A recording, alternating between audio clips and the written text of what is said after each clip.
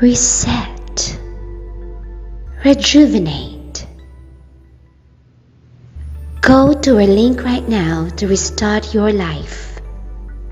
TheRewindSports60.com. What are you waiting for? Hope to see you soon. The Rewind Sports 60.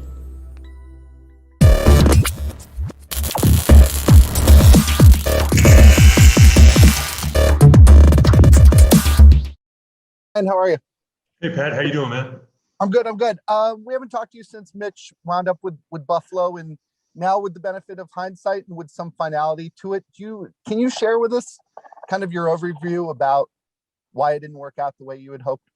Yeah, I think just as I look back, I think Mitch battled for this team, Pat, and I think really a lot of our ability to be in the playoffs 2 of the last 3 years is a credit to him, and I think he sacrificed a lot for this team, and I just say we wish him nothing but the best, and now we're looking forward. What went into the decision to not bring him back? There's a lot of factors, and there's multiple people involved in that, and at the end of the day, we want to get better in different areas of our team, and that's one of the areas of our team where we feel like we're improving.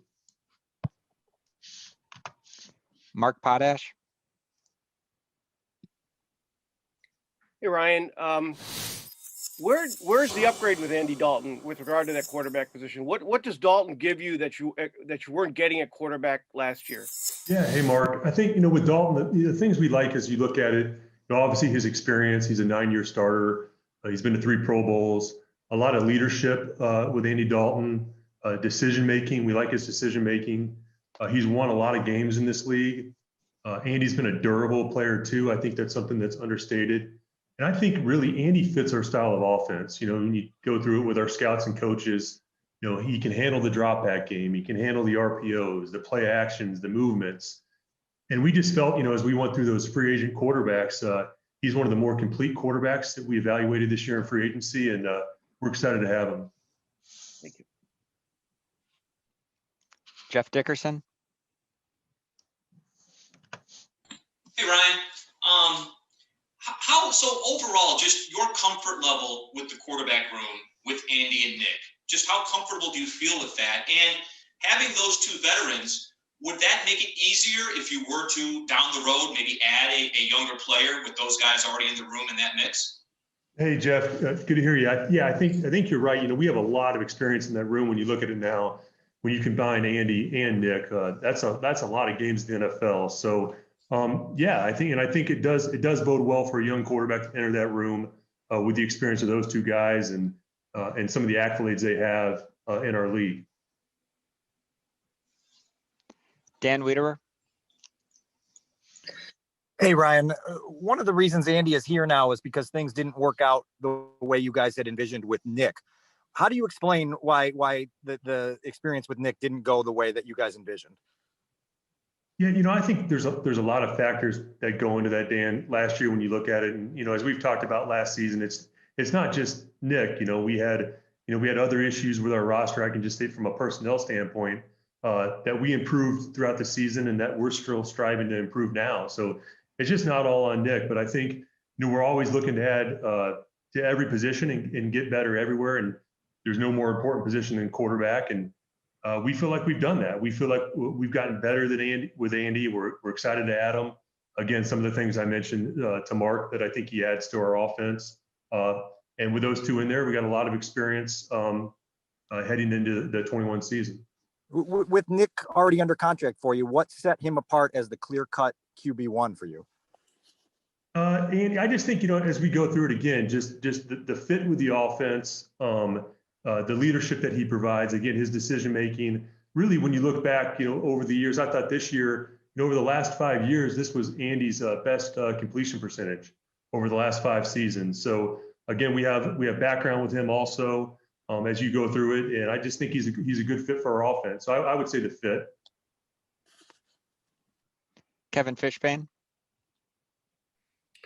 Hey, Ryan, I'm wondering, as you've been going on the pro day circuit and you started to evaluate these quarterbacks, what's different in the way you look at these guys physically, and then some of the kind of investigations you do and talking to these guys and learning about them. What's changed from when you've done this in years past? Yeah, I think, it's great to kind of be going through this with Matt and our coaches and our scouts, and everybody's doing a thorough job. Matt and I just got back from a pro day this week, and I think it's just us being connected on the style of quarterback that fits our offense, what we're looking for from an intangible standpoint, and I think it all comes back to just the personnel department and the coaches being connected in every move we make. And Kevin, that's just not quarterback. That's everybody we add to our team. And I think the longer we're together, the more connected we are, the better we are with our decision making. I think that's been proven over the last couple of drafts. Are you individually looking at quarterbacks differently than you have in your career as a scout? That's a good question. I think every year you grow as an evaluator. I think you never stop growing in that area. So there probably are things, and not just with quarterback, with every position, that I feel like we all get better at just with experience. Maybe things you value differently than you valued in the past, just as you have experiences in our league. So I would say yes. Brad Biggs. Hey, Ryan. How difficult has it been to juggle the salary cap stuff? I have to imagine as the season ended, releasing Kyle Fuller probably wasn't on the list of things that you were hoping to accomplish. Yeah, Brad, you knew as we went into it just the type of offseason it was going to be, and we knew what we were going to be in for. We knew we were going to have to make some tough decisions. And really, guys, you saw this throughout the league. Some teams releasing multiple starters. Every team had hard decisions to make.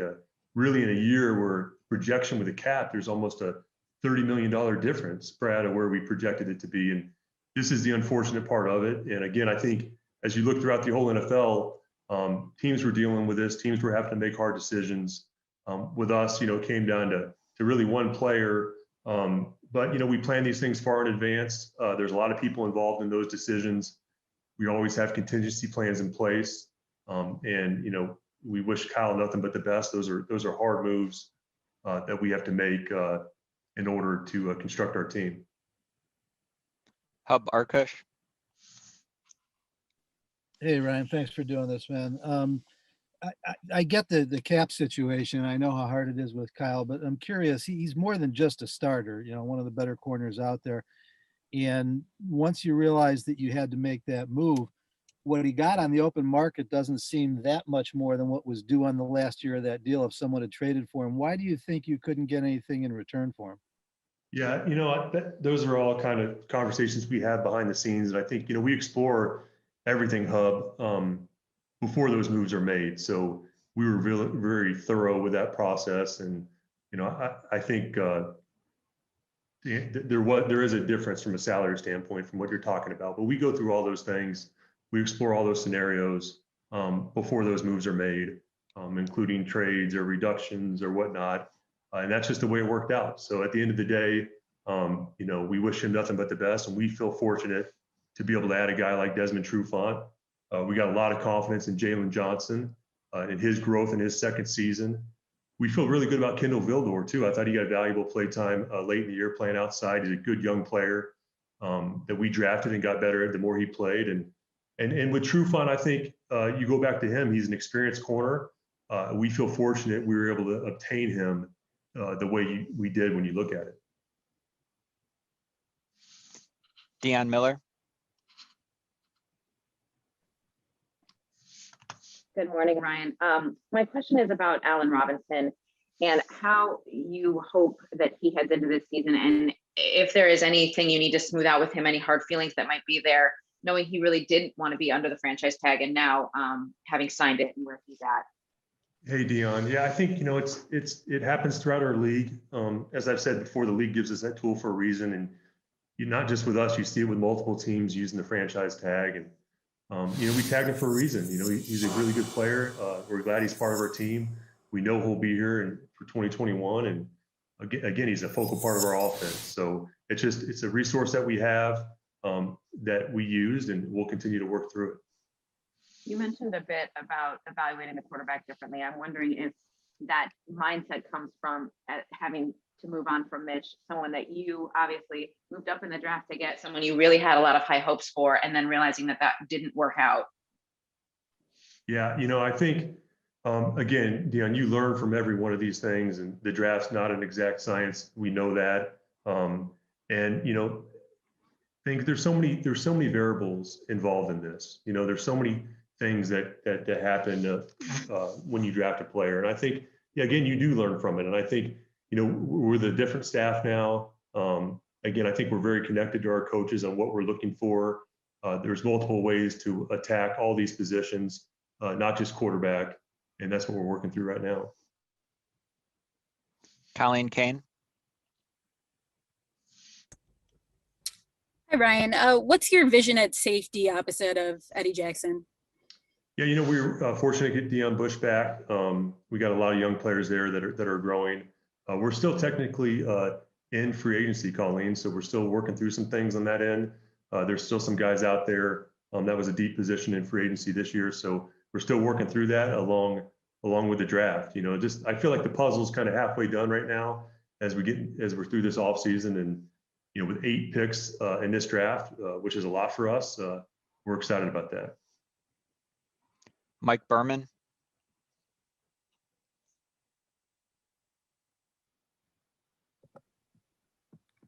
Morning, Ryan.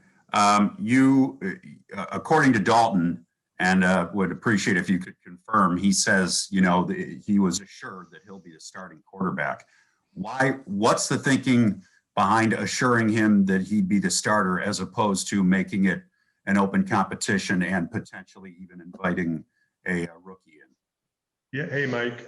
Yeah, because that's how we see Andy Dalton as a starting quarterback, and we're excited to have him. And again, that went into the evaluation process. He's been a starter in the league for a long time and produced at a high level for a long time. So again, that's all of us collectively in the building, coaches and scouts coming to that conclusion as we went through the free agency process.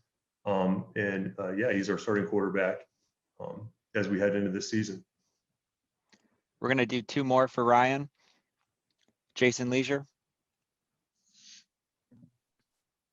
Ryan, understanding that the offseason is ongoing, with the net of where you're at now, what's your case for this team being better than it was when the season ended in January? Hey, Jason. I think, hey, as we go into this, as we went into this offseason, Jason, we had limited resources in regards to the cap, and it was important for us to retain certain players. So I think as we go through it, and first off, getting guys back like Cairo Santos and Mario Edwards and Jermaine Ifedi, just to name a few, that was kind of the first step in our offseason process. But we challenged ourselves in free agency, really with limited space, to get better. And I thought our pro scouts and our coaches did a really good job adding valuable pieces. Were we big spenders in free agency, Jason? No, but I thought we addressed a lot of needs. As you talk about guys like Andy Dalton and Angelo Blackson and Jeremiah Tachu, Desmond Trufant, Christian Jones, Isaiah Wilkerson, Damian Williams, to name a few. Those are all needs for us and important players for us to add. And that's all before we go into the draft with 8 picks. So I think that all bodes well for us, in addition to us continuing to grow and develop a lot of our young players. So I think of guys like Jalen Johnson and Cole Kmet and Darnell Mooney, James Daniels, David Montgomery, those guys continuing to grow, that bodes well for the Bears. So all of that, I would add to the excitement with our coaching staff. Really excited about Sean Desai and some of the things we've done on defense. And so I think as we look into 2021, the additions we've already made, the growth of our players, and some of the changes we made with the coaching staff gets us excited. Can I ask you a second question? Sure. What is this is unrelated, but what is the organization's philosophy in reportedly voting against the 17-game schedule? Yeah, as we kind of went through that, obviously, Jason, we understand and support Georgia's position. The vote passed. We're on board with the new 17-game regular season schedule. As far as Georgia's position on that, I'll leave that for you guys to talk to him about that. But we're on board with it. Last one, Stacy Dales. Hey, Ryan, just for clarity's sake, because we in the media get asked so often about the scheme fit and why it didn't work with Mitch, and you say Andy Dalton fits the scheme. What about Mitch's game didn't fit the scheme, just for clarity? There's a lot of things that come down to that. And again, Stacey, we're really looking forward and excited about Andy, and I would talk more about that. I just think Andy's experienced. He's played in a lot of games in this league. He's won a lot of games in this league. Andy makes good decisions. He's accurate, and we just feel he's a fit for our offense. So instead of talking about the past and Mitch, I'd like to more talk about the future with Andy and what he provides, and we're excited about that. Thank you, Ryan. Thank you.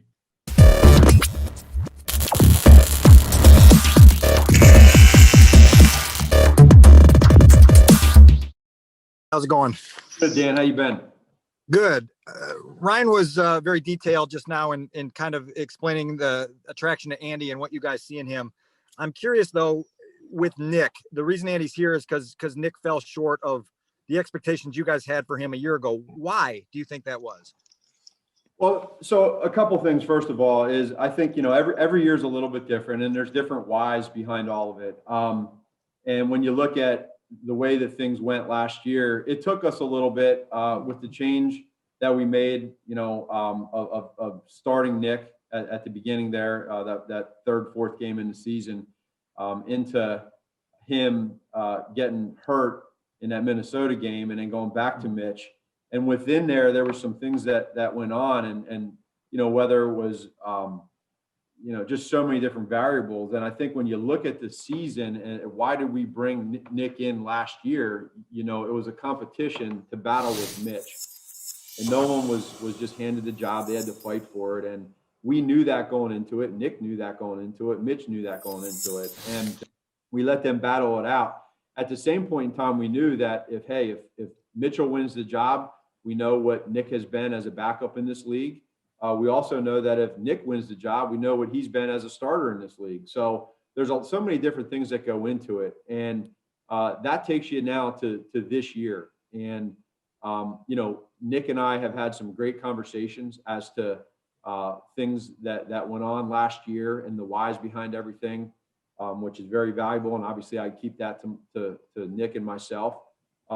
But there's so many different things that go into it. Well, now this year being new, we bring a new quarterback into play with Andy as the starter, and Nick understands that. And so the process that we go about through this isn't just like a one-day process. There's a lot that goes into it. And we feel like this is the best for us as an organization right now. And things are always fluid every year. And this is where we're at right now. And we're excited about it. And Nick understands where we're at. Andy understands where we're at. Our coaches know, Ryan, myself, and that's kind of where we're at right now. So that's there's just a process to it. Pat Finley. Hey, Matt, how are you? Good. How you doing, Pat? I'm okay. I have a Trubisky question for you. This is the first time we've talked to you since he wound up with the Bills. When you came in, they brought you in part to help develop Trubisky into a franchise quarterback. With the benefit of hindsight now and with some finality to his Bears career, looking back, can you put your finger on kind of what went sideways there? No, I don't. First of all, I'm indebted to Mitch and what he's done for so many different reasons. And things are, it's hard. It's hard to go through these processes. I care so much about them, and it didn't work out here. And that's I feel like for myself, I want to start with me just knowing like, hey, that's something that when I came here to Chicago, you're dealing with a young quarterback that obviously we all did a lot of work on with that class. I know we did in Kansas City as well. And you come here and different things happen, but the kid worked so hard. He won a lot of football games for us. And when I say I'm indebted to him, I mean, there's so many different conversations and good conversations that we had and things we worked throughout those 3 years. And for different reasons, it didn't work out. But I certainly appreciate the way that he handled everything, and I'm sure he's learned a lot. I know I've learned a lot. I've learned a lot, just like you said, and wanting to try to develop quarterbacks and how do you do that? And, where could I have been better and try to get better and learn as a head coach in developing a quarterback. I'm sure he learned too in things that he could have done better and differently. But guess what? Here we are, and he's in a new chapter, and we're in a new chapter. And so I have nothing but good feelings for Mitch. I wish him nothing but the best. Teams change every single year. There's always change. And, I just, that's where he's at. That's where we're at. And obviously we would have loved to have it work for both ends, but it didn't. And this is where we're at. You said you could have been better. Asking you to speak just for yourself. Is there, in what ways? I think that's a good question. I think for me, as you go through as a head coach, there's a lot of different responsibilities that you have. And so when you look back at the relationship side, the communication side, you always want to go back and say, okay, could I have done more in a certain way of communicating, maybe a different way of how you learn who he is. But as you all know, I mean, the quarterback position has changed in this league in the last, 5 to 6 years. And right now, there's just so much instant gratification that's wanted and needed with teams that, people want it right away, especially too, when you can, hit on a quarterback that's cheap, in their first four years. And so I'm always going to start with myself and say, okay, where could I have gotten better? And I just feel like, some of it there is me being able to probably, as I build this staff, and we have different parts to the coaching staff of how they deal with the quarterback position, the coaching side, on the field, on game day, et cetera. I just feel like in general, that's probably where I would have started. But I learned through it, and I'm sure Mitch did too. And again, there's a lot of other teams that have been in similar situations throughout the years, and that's just where we're at right now. Jeff Dickerson. Hey, Matt, it's great to see you. You too, Jeff. I'm sure every year in the pre-draft process, when you have to evaluate quarterbacks, there's just so much that goes into that. This year with the changes, the fact you don't get as much time with these guys, has that forced you to change anything as an evaluator? And can you still get a real feel for what these guys are all about despite these limitations? Really awesome question. I'd say this. It is definitely more difficult because you just don't have, when you're there at the combine and you're able to see these guys, specifically talking about the quarterbacks, throw and see the ball come out of their hands, see their footwork. You get to see every one of those guys from the top guy to the bottom guy. And right now you just don't have the luxury of doing that. As Ryan has said, and everybody knows, we've been to a few pro days with some of these quarterbacks and other positions, and it definitely helps, but there's only so many of those that you can do and see, and just with everything else that's going on. So, but here's what's fair is that every other team is doing the same thing. So there's a lot of teams in this league right now that are always evaluating the quarterback position. Ryan and I are super excited about, going through that right now together and how we do it. And so it's a challenge, but we look forward to it. And it's there's a lot of good quarterbacks in this draft class. Adam Hogue. Hey, Matt. The connection between Andy Dalton and Bill Lazor is fairly obvious. I'm curious, do you envision this offensive philosophy kind of maybe swinging a little bit towards some of what Bill's done throughout his career? And have you decided who's going to be calling the plays this coming season? Yeah, so the first part in regards to where we go schematically, what I would say is we are literally wrapping up as a coaching staff all of our scheme evaluation, which is a fun process and trying to figure out where we're at, what we want to do. Did we have an identity? What was it and why? Now, when you start developing, and as I said, teams change every year, you got to start knowing, okay, what's the strength of your team? Well, we're not 100% there yet because we still have the draft and we still have some pieces that we feel like offensively, defensively, special teams wise that we can add that can be significant. So once we know exactly where that's at, it'll help us. Now, knowing that going into this thing, having Andy as our quarterback, what we're able to do, and we'd be foolish to not do this, is go back and see the things that he does well, right? And then what things do we do well with specifically personnel wise, our players, now that we've been with them for 3 years, what are their strengths? And let's kind of taper this offense towards that. So that's the part where now with this offensive coaching staff that we have, there were some new faces last year. We're now going into year 2 together. So not only for the player side, do they know the players, but we as coaches know the strengths and weaknesses of each other. And now we put that all together. Andy having a background with Bill, that definitely helps. There's a comfort level there, right? They know each other's strengths and weaknesses. And so that part is really good. And so now what we got to do is be able to say, okay, when the players get in here and we're rolling, like what are some of his strengths and weaknesses? And every quarterback is different. It's going to be different than Mitchell. It's going to be different than Nick. It's going to be different than what Alex Smith was at the end there in Kansas City. But that's the fun part. So that's that. And then as far as calling plays, I'm going to be the one calling the plays this year.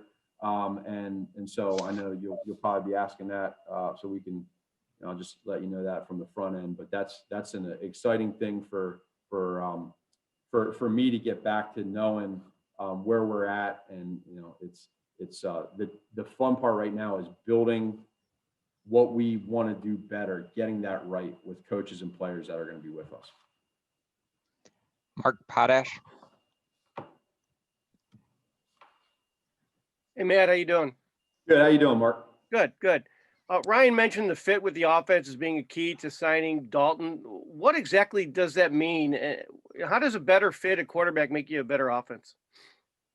Well, every team, every quarterback, every situation is a little bit different. And I think when you talk about fit, there's a lot of different things that go into it. And we all, without getting into specifics, meaning what Ryan's talking about, that's something that we keep to ourselves as to what we like. We're not going to sit here and talk about the weaknesses of a specific player.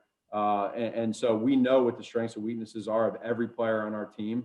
And so when we talk about fit, I think probably some of that goes to schematically some of the things that Andy has done in his career, in his 10 years in this league, that fits schematically some of the stuff that we have done here in the past 3 years, right? Now, some things will be a little bit different. There's going to be some things that Andy likes that Mitch and Nick hated, and vice versa.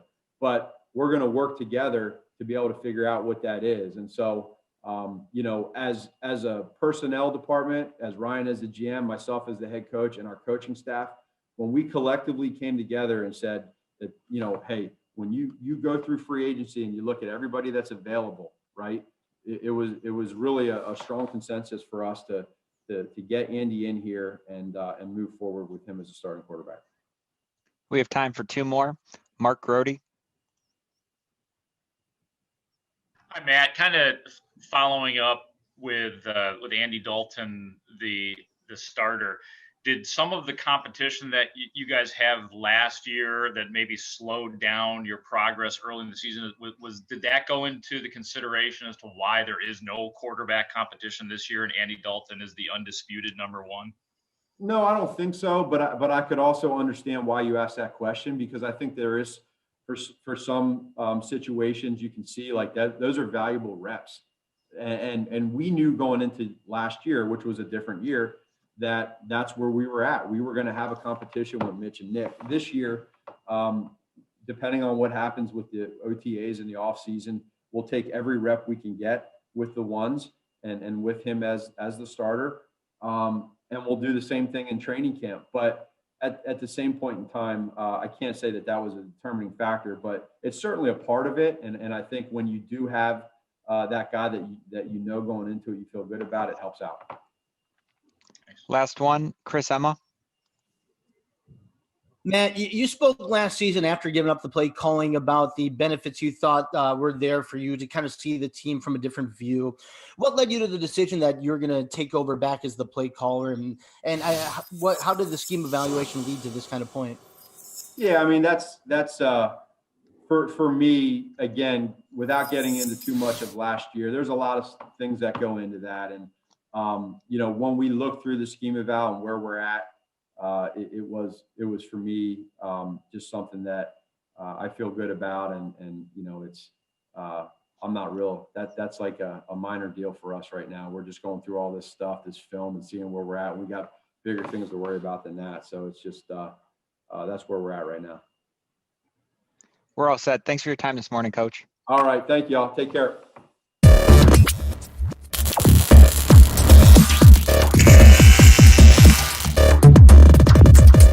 You know, the Bears pretty much known for their defense, and Sean Desai has talked about trying to get back to what they were doing under Vic Fangio until he left for Denver through 2018. I'm wondering how much you know about that defense and your thoughts about it, and how you think you might fit in it.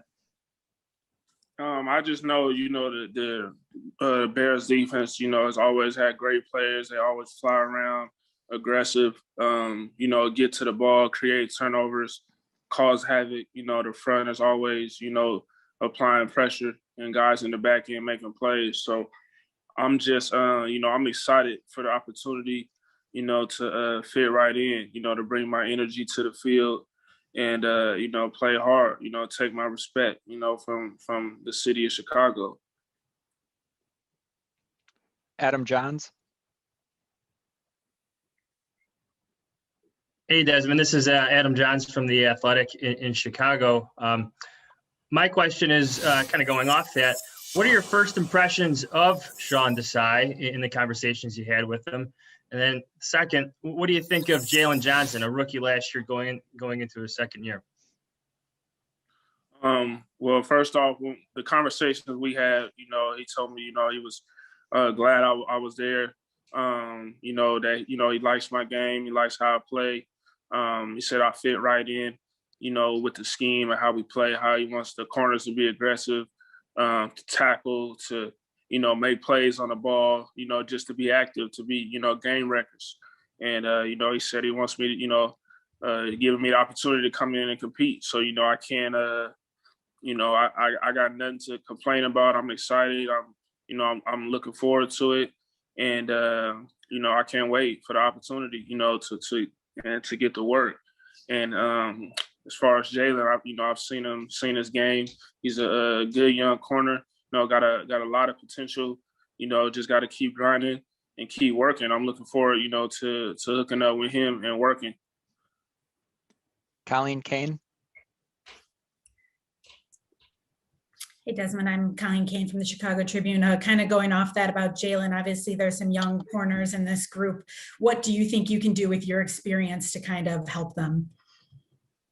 Yeah, well, that's, you know, I'm here to do, you know, whatever is asked of me, you know. Obviously, you know, I got a lot of experience in this game, played against a lot of, you know, great players, had a lot of success in this league as well, too. So anything that they need as far as, you know, technique, you know, just anything off the field, just, you know, the longevity of the game, you know, just anything. I'm here. I'm a resource for them.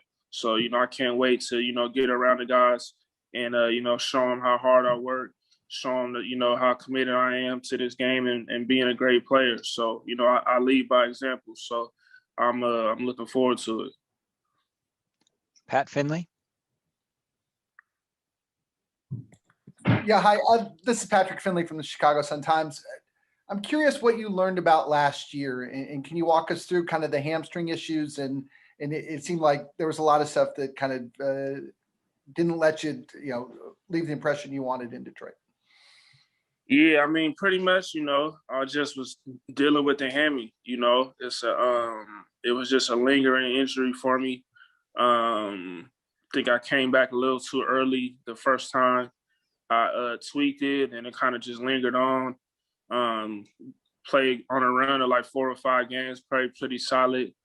And then, you know, and then it went out on me again. So it just was one of those years, bro. It's hard to explain, but, you know, I'm doing different things with my recovery and, you know, just training those areas, my hips, my hamstrings, just the whole pelvis area, you know, to have more strength and durability. But, you know, I'm healthy now. I'm working, grinding. So, you know, I'm looking forward and ready to make an impact. What will playing on natural grass do for you? You've never had that on a home field before. Yeah, it's a lot better on the body, definitely. Like you said, I played on turf my whole career, so it's definitely a lot better on the body, easier on the joints. So, I'm looking forward to it. I'm just looking forward just to, putting on that uniform and, showing what I could do. Sean Hammond. Hey, Desmond. Sean Hammond with Shaw Media here. Just curious, what excites you about playing alongside a guy like Eddie Jackson?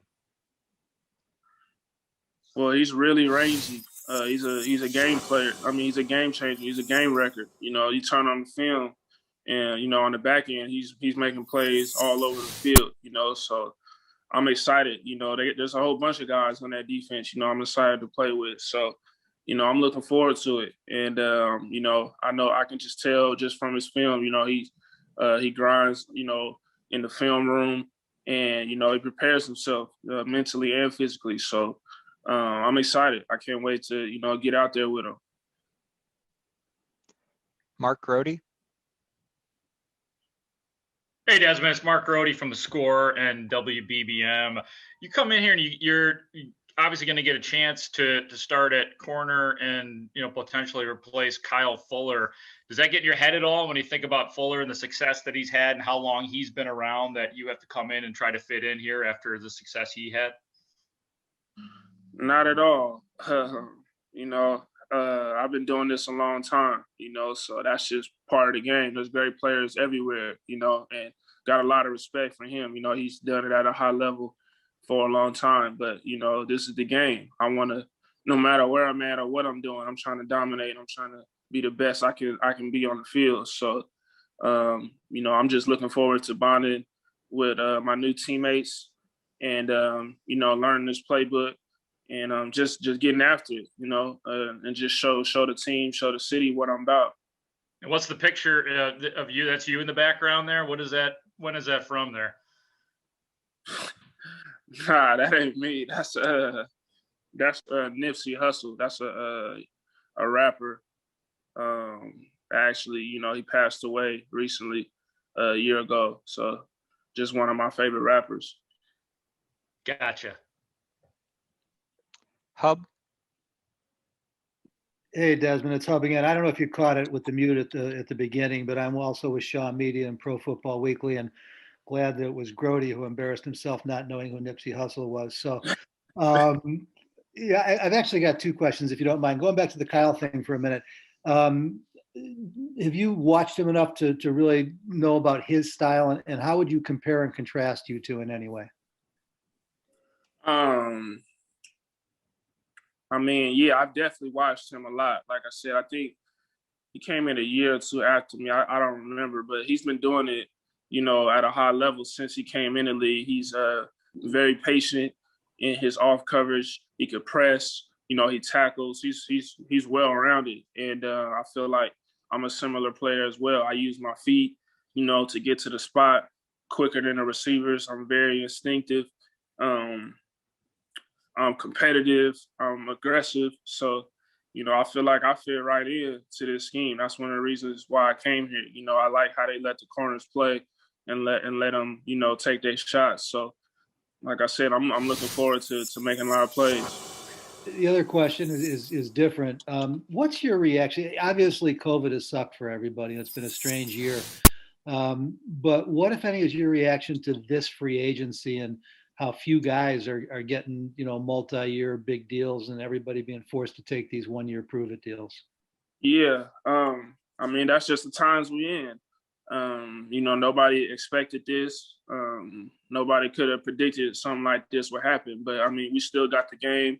We're still able, to do what we love. So, I'm just thankful for that. And every year is a prove-it year in the NFL. You got to go out there and take your respect, earn your respect, and earn what they paying you. So it is what it is. And I just look at it as an opportunity, to prove, what I can do. Thanks, Desmond. We're going to do two more for Desmond. Adam Johns. Desmond, I was going to ask you to expand on what maybe appealed to you about the Bears, but I think you answered some of that. So kind of going off that, like being in your 30s, how does your approach maybe to this season differ from the past, especially joining a team, like you said, that has a proven track record defensively and stars, Eddie Jackson, Roquan Smith, Akeem Hicks, and Khalil Mack? Well, like I said earlier, this season, I'm hungry. I'm trying to. I had it was a down year for me. I was out. I was in and out the lineup. Couldn't do what I wanted to do. I made some plays, but it wasn't good enough. Wasn't up to my standard because I wasn't in the lineup. So I'm just first. I'm trying to make sure I'm healthy and available to do what they brought me in to do. So that's number one. But I know if I take care of that, everything else is gonna take care of itself. I'm a professional. I've been doing this a long time. I know how to be successful in this league and what that looks like and what it feels like. So I'm just focused on, being healthy, bonding with my teammates, learning the playbook, and everything else is just, natural instinct for me. Last one quick, Patrick Finley. What was the Bears' pitch to you to bring you here?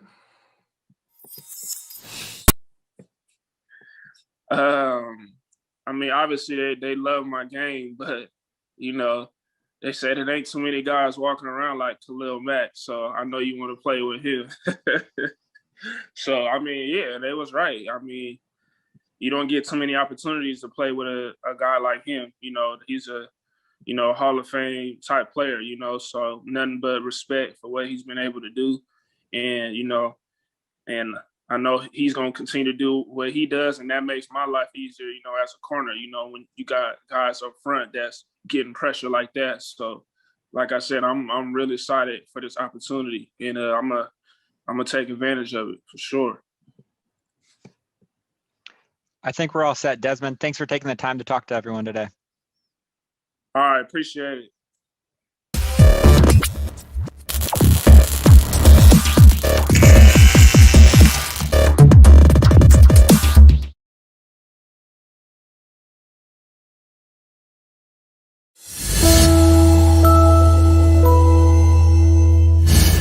We had the great mayor, Lori Lightfoot, on with us, and we talked a little bit about the Bears and Coach Nagy.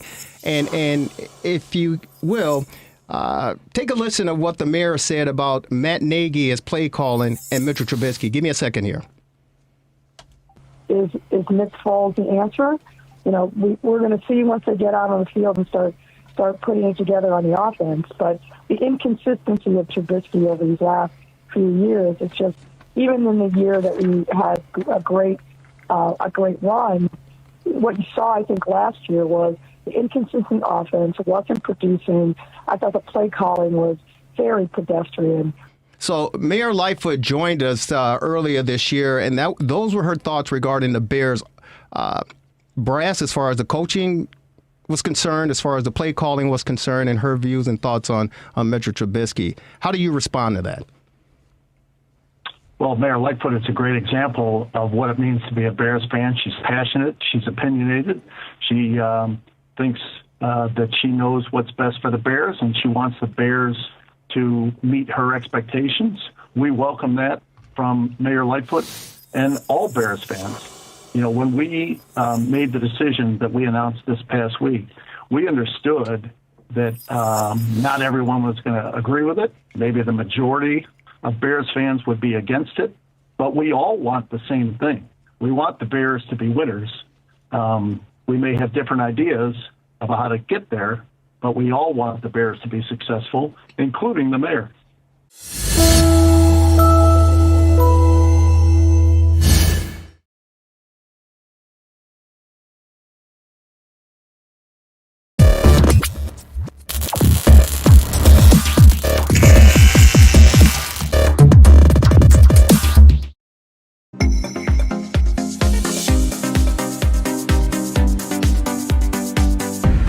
TheRewindSports60.com.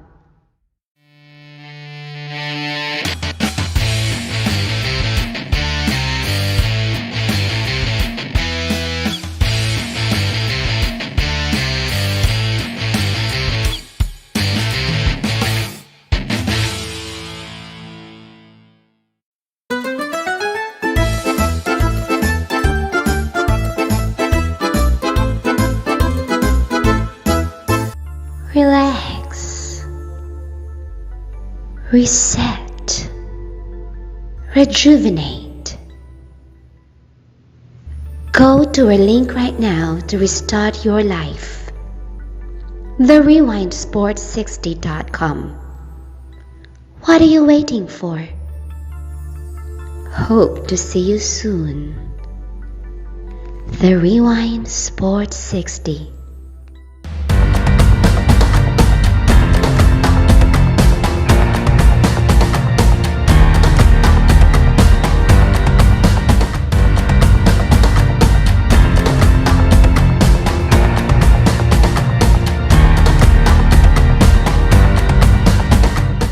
If it's Chicago sports you want, you're in the right place. Hello, Chicago! The Rewind Sports 60. That's the best in the city of Chicago.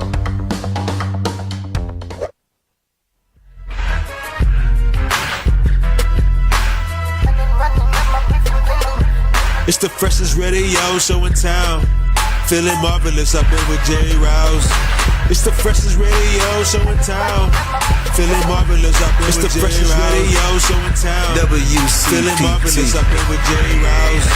It's the freshest radio show in town. WCPT. This the coldest sports show. You were getting the hour from 6 p.m. to 7. Chillin' with Lauren Cox and the man Marvelous. Shout out to Mr. Rouse and the Italian style. What sports is the only politic? WCPT. WCPT. It's the freshest radio show in town. Feeling marvelous, I've been with Jerry Rouse. It's the freshest radio show in town. Feeling marvelous, I've been with Jerry Rouse. Ladies and gentlemen, watch your headphones over there, buddy. Ladies and gentlemen, welcome to another edition of the Rewind Sports 60. We're streaming live on Facebook, broadcasting from the world's famous illustrious studios of WCPT, 8:20 a.m. in the beautiful, beautiful city of Chicago, in a great neighborhood of Jefferson Park. Ladies and gentlemen, this is another edition of the Rewind Sports 60. It's the fastest hour in sports conversation. So sit back, strap it down, and let's rock and roll. Yours truly, Jerry Riles. And let's get to him, ladies and gentlemen. You love him. Not over at Wrigley Field yet. 85,000 plus. Well, actually, the attendance is going to go up. The great Lori Lightfoot said, the mayor, Lori Lightfoot said, hey, she said, hey, up to 25%. He's not over at Wrigley Field, ladies and gentlemen. No sirree, Bob. He's not over at Guarantee Rate where the Chicago White Sox and future World Series champions play on the Sundays or summer. He's not over at Wintrust Arena for the DePaul Blue Demons, who are still in search of a new basketball coach. I don't know why they brought Lato back in the first place, but hey, they did. They're looking for a head coach. He's not over at the United Center. No, not checking out the Bulls game. Only the Bulls. Only the Bulls. Not checking out the Chicago Blackhawks. No sirree. He's not even over there getting his vaccine because I think he's already got his first shot. Ladies and gentlemen, he's in the studios of WCPT. You love him. He's the best of the business. He's known as the marvelous one. He's Dan Marvel. What's up, Marvel? Hey, Jerry. How are you? Good, buddy. How are you? I'm very busy today. Watching the Sweet 16, and and after I saw Memphis win the NIT and Gonzaga was blowing out Creighton, I for some reason I flipped to this great program that you should watch that I sent you a text about. The Day Sports Stood Still. Oh yeah. Yeah, I don't mean to promote it, but it's on HBO. Why not? and it's mostly Chris Paul, and you know who actually one of the producers is? Opie Taylor, Ron Howard. Ron Howard. It's very well done. I mean, I can't believe they chronicled everything so well. Really? With the day with Rudy Gobert and Houston was about to play Oklahoma City. I mean, Utah was about to play Oklahoma City. Yeah. And the whole thing was like chronicled so completely. And they had a lot of other contributors, but I would recommend that program. And also, you were talking about the Bulls. I mean, I had to do some research, and we'll get into this if we have time. But when the Bulls got this Nikola Vukovic from Orlando, the all-star center, everybody was saying, okay, this will help their playoff position. I said, what do you mean? They're in spot number 10. Well, spot number 10 is a play-in position this year. 8 will play 7, 7's in. Then 9 plays 10. The winner of that plays the loser of 7, 8, and must beat them twice to be 8. Be 8. So it's 10 is actually a playoff position, if you can believe it. Wow. Well, I can believe it. It's been crazy, and it's the documentary is the day Sports stood still. Stood still, and it was interesting. Just a year ago, March 2020, Right. it was unbelievable. I Right. can remember I was in Hawaii, and when Rudy Gobert Right. was touching all the microphones Right. and everything, and people were upset about it. Yeah.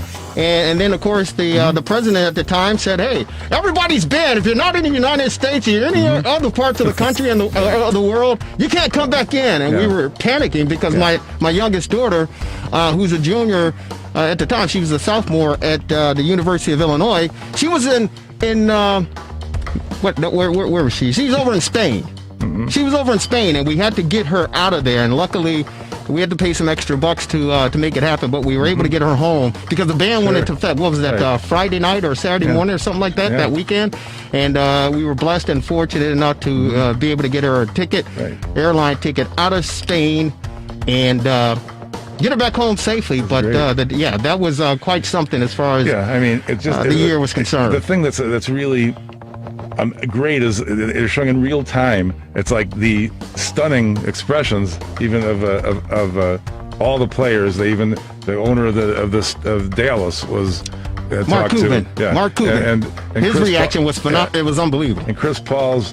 It's like they have an announcement that tonight's game will not, and so it was like everybody's like looking at one another. What's going on? It was like everybody's befuddled. It was like they were in a dream or a nightmare or a movie or something. Exactly. So it was interesting to see it in real time. Yeah, it was well to see it in real time and a year later for sure. And again, it's on HBO. If people want to check it out, certainly get an opportunity to take a look at that for sure. But in the meantime, it's the fastest hour in sports conversation. Yours truly, Jerry Riles, and of course, the one, the only, the marvelous one, Dan Marver. And we got a great show on tap as we always do. But the one thing that I wanted to talk about, we got some great guests coming up, so we want to make sure you guys and girls keep it locked in. The number here is 773-763-9278, 773-763-WCPT. You want to chime in, you want to jump in, feel free to give us a buzz before we're out of here. But real quick, before we get to our first guest, there's some interesting Charles Barkley said it, and congratulations to all the teams who have advanced in the March Madness, the NCAA tournament for 2021, for advancing. And unfortunately, the Loyola Ramblers weren't able to get past Oregon State to continue that run. They're not a Cinderella story anymore, of course, because of the 2018 run. But unfortunately, they didn't play the top-notch basketball they played against the Fighting Illini last weekend. And Porter Moser's team had to bow out of the Big Dan. Right. So for those who are still in the tournament, March Madness continues. For those teams who have been eliminated, knocked out, March Sadness has sunken in for sure. It's amazing. I mean, even a Cinderella like number 15, Oral Roberts, lost to a buzzer beater to Arkansas. So there you almost had a 15 in the Elite Eight. Exactly. Which has never happened. Yeah, exactly. And what that was one of the best game, if not the best game of the night yesterday. Yeah. And the desperation 3-pointer at the end of regulation. Wow. Can you imagine if he had made the basket? Would have been, it would, everyone was on pins and needles because, and as a Buckeye fan, I was pulling for them for the simple fact that they eliminated my Ohio State Buckeyes, and we're like, I continue to scratch my head. Oral Roberts, and no offense to the student body and the alumni association of Oral Roberts, but Oral Roberts, right? It's unbelievable. But in a given day, in one game, things can happen. And as far as Loyola's concerned, I'm thinking maybe it's time for them to move up, maybe go to the Big East and switch places with DePaul. That might be good for both sides. Well, let's see what happens with DePaul and their hunt for a new head coach. No matter what happens, if they can be 500 in the conference, that would be amazing. And they've been recruiting well too, but it's just something that they just can't really get it together to be at the top of the Big East, and it's a challenge, frankly. There are a lot of good teams there, but they just don't seem to. They've been in last place 5 straight years. It's coaching and recruiting. Yeah, right. It's coaching and recruiting. And who said this during the telecast? I'm trying to remember who it was, because the Ohio State Buckeyes were playing to open up the tournament. And if you can remember who was doing the game, please remind me. But the question that was asked, because E.J. Liddell is out of Bellevue, and he's a 2-time Mr. Basketball, Mr. Illinois, 2-time. He's playing for the Ohio State Buckeyes. Ayo DeSumo, of course, playing with the University of Illinois. But the number of players that have left the Chicagoland / Illinois area and gone to other programs, it's and this has been happening for decades now. You scratch your head and go, why is all this talent from Chicago / Illinois leaving to go to other programs? Well, if you're talking about Oral Roberts, Ohio State, it was Ian Eagle and was the play-by-play guy, so it might have been. Who was the color guy? I can't remember. Well, the color guy was supposed to be Spinarco, but he was COVID No, it related. wasn't Spinarco. So they substituted the third man in the crew with Raftery and Nance. Whatever the case may be, I don't know. It could have been Dan Bonner. Thanks, Paul Shafari. Checking in with us. It could have been doing the Big Ten tournament. Whatever the case may be, the message was, how come so much talent, homegrown talent in Chicago / Illinois, leave to go to other programs? Yeah.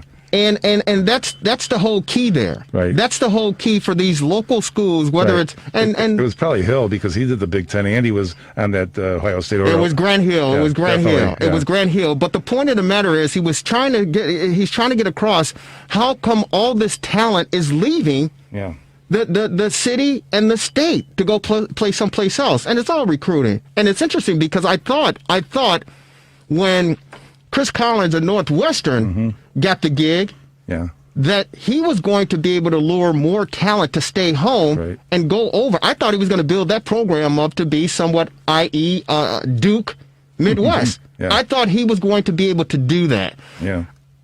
I believe that's the big problem for schools like Loyola, schools like DePaul, schools like and Loyola's doing a pretty good job of keeping the home-based kids, I believe. They're doing a very good job of keeping home-based kids as much as they can. But to me, and no offense to these kids, these are kids who are second-tier players on the high school level. And they couldn't make the big program, so they take the second tier, they go to Loyola, and they get a great coach, and they make a name for themselves. Hence, the program is on the upswing as far as respectability and credibility is concerned. But the point of the matter is, DePaul shouldn't be losing talent the way that they are based on where they're located. Loyola should be able to have more talent. UIC should be able to have more talent. It's just that these bigger programs offer a bigger stage for them, whether it's Duke, whether it's North Carolina, whether it's Kansas.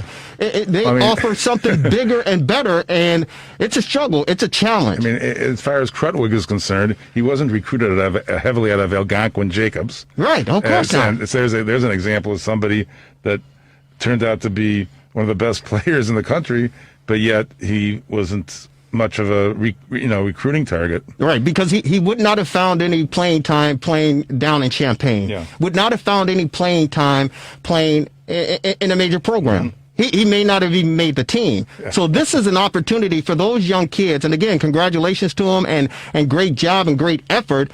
You got to put the work in. But this is an opportunity for them to extend their playing career once leaving high school. But most of them don't have the opportunity to go to a major program because they simply don't have the skill set, more or less, to play at that high level. Right, but I mean, in recruiting, if you look at it, guys like Charlie Moore and Javon Freeman Liberty are considered high recruits, but yet they didn't produce results. Well, I mean, there's other factors that go into it. And you guys might say, Riles, you're crazy. You don't know what you're talking about. Well, maybe or maybe not, but the proof is in the pudding. The programs are still bobbing up and down in the water because they haven't stabilized themselves. They haven't built the foundation strong enough that they can stay there. Now, Loyola's on the rise, but they still got work to do. They're kind of like the Gonzaga.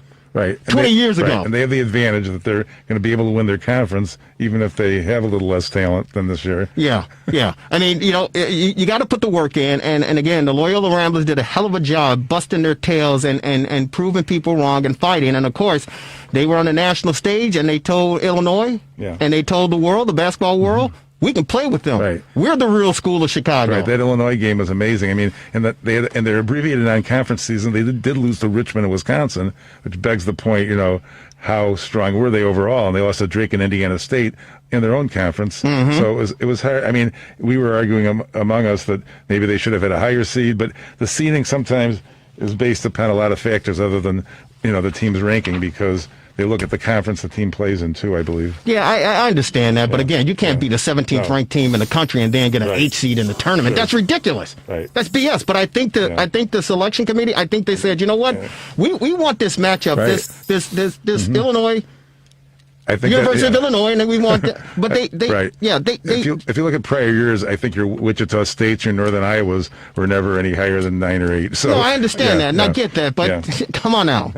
But the point of the matter is, I think they wanted to see that matchup sooner rather than later. It would have been better later. Yeah. but they wanted to see the matchup, and they thought that they felt that they needed something, a shot in the arm to get people pumped up about it. And it's nice. I love the tournament, but it seems a little sterile still without fans and without multiple locations. It does there seem are enough fans in there. Yeah, it does seem a little unnatural compared to the normal situation, obviously. Yeah.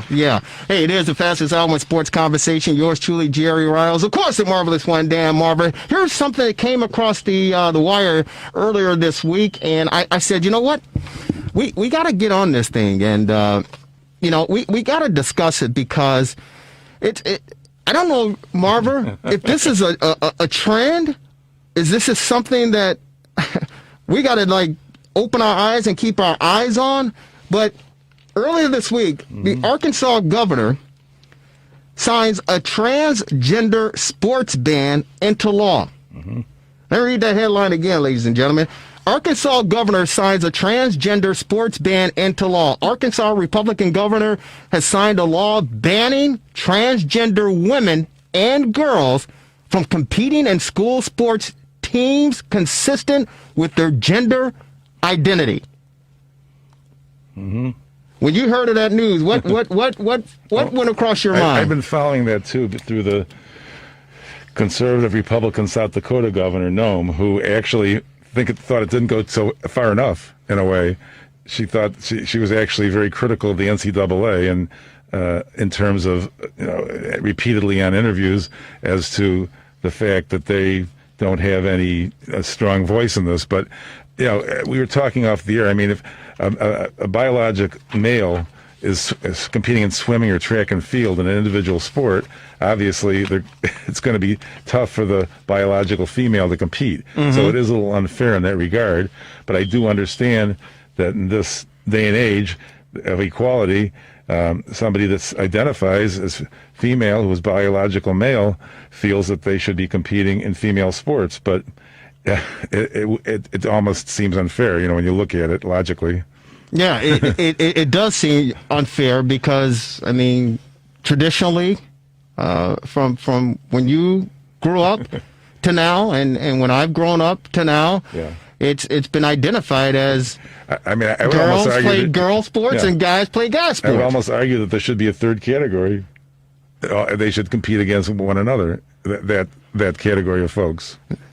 But it's not going to happen. Well, you never know. Stranger things have happened, and some people look at this as being strange. Arkansas Governor Asa Hutchinson on Thursday signed a law banning transgender women and girls from competing in school sports teams consistent with their gender identity, making the state the second to approve such a restriction so far this year.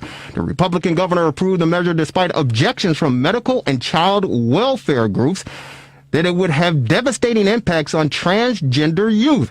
Hundreds of college athletes have also urged the NCAA to refuse to hold championships in states that enact such bans. Ladies and gentlemen, he's on our TRS60 hotline. He's a friend of the program. He's ACLU Director of Communications and Public Policy at the ACLU here in Illinois. He is known as Ed Yonka. He's a friend of the program on the Rewind Sports 60 WCPT 820 AM. Ed, how are you? Welcome back to the program, my good friend. To be back here this evening. How are you? I'm doing well. Thank goodness the weather is finally turning for the better as far as temperatures are concerned. I'm sick of the snow and the cold. May have to deal with the rain, but like the pandemic, hopefully the light is at the end of the tunnel, my good friend. Thanks for asking, and thanks for taking some time out to join us on the program. When this came across on Thursday regarding, banning transgenders from participating in sports, unless they have to be the only way they're going to be accepted if they were on their birth certificate say if you're born female, that's how you're going to be identified. But of course, now we know that there are a lot of transgender people that, they feel they were born one way, but they feel that they are the opposite sex. So if you're a male born, you feel that, hey, I'm a female, and you start to make the necessary actions that you need to make to fulfill your what you feel is who you are as a human being, as an individual. Your thoughts on this decision to ban the transgender sports ban down in Arkansas? So first of all, you guys were right in that there were 20 bills introduced in 2020 in different states that would ban transgender athletes at the high school or college level from participating in sports.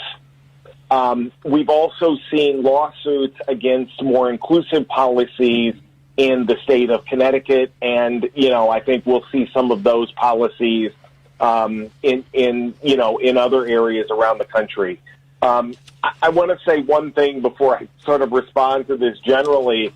It is the height of hypocrisy that the people who are pushing these bans claim they are defending women's sports when these are people who couldn't find Title IX with a map at any point in the last 20 years, who have never supported equal funding for women athletes across this country, and who have never thought that was some kind of an equality that we should move towards. So the idea that they are somehow, suddenly want to protect the integrity of women's sports is just an absurdity.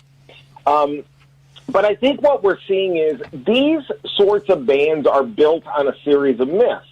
We actually heard one of them before, and I don't mean to pick on you guys, but talking about, there's this idea that, the characteristics that one has at birth would somehow create an unfair advantage.